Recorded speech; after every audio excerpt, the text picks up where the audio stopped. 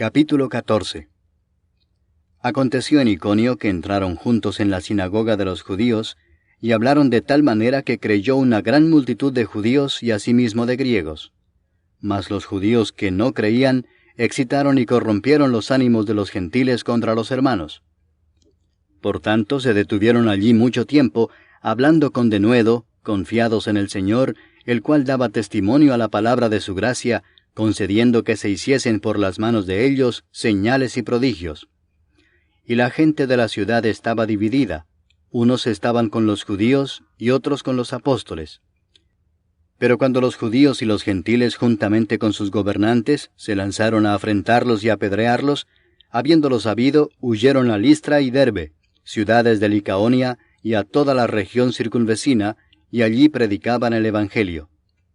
Y cierto hombre de Listra estaba sentado, imposibilitado de los pies, cojo de nacimiento, que jamás había andado.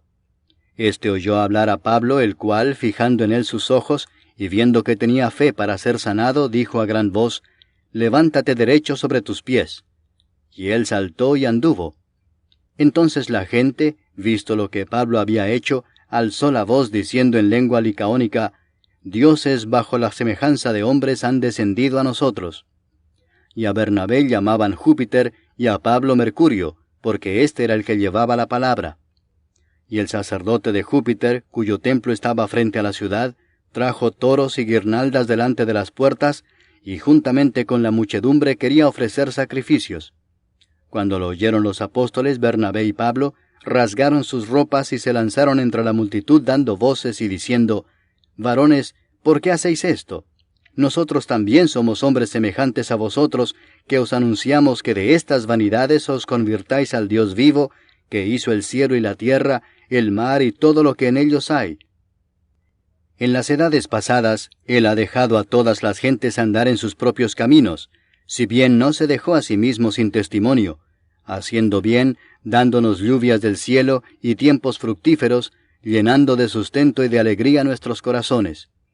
Y diciendo estas cosas, difícilmente lograron impedir que la multitud les ofreciese sacrificio. Entonces vinieron unos judíos de Antioquía y de Iconio, que persuadieron a la multitud, y habiendo apedreado a Pablo, le arrastraron fuera de la ciudad, pensando que estaba muerto.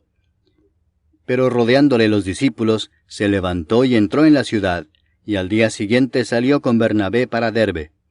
Y después de anunciar el Evangelio a aquella ciudad y de hacer muchos discípulos, volvieron a Listra, a Iconio y a Antioquía, confirmando los ánimos de los discípulos, exhortándoles a que permaneciesen en la fe y diciéndoles: «Es necesario que a través de muchas tribulaciones entremos en el reino de Dios».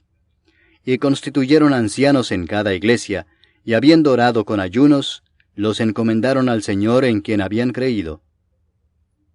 Pasando luego por Pisidia, vinieron a Panfilia, y habiendo predicado la palabra en Perge, descendieron a Atalia. De allí navegaron a Antioquía, desde donde habían sido encomendados a la gracia de Dios para la obra que habían cumplido.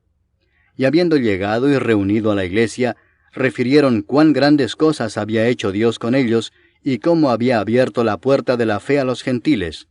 Y se quedaron allí mucho tiempo con los discípulos.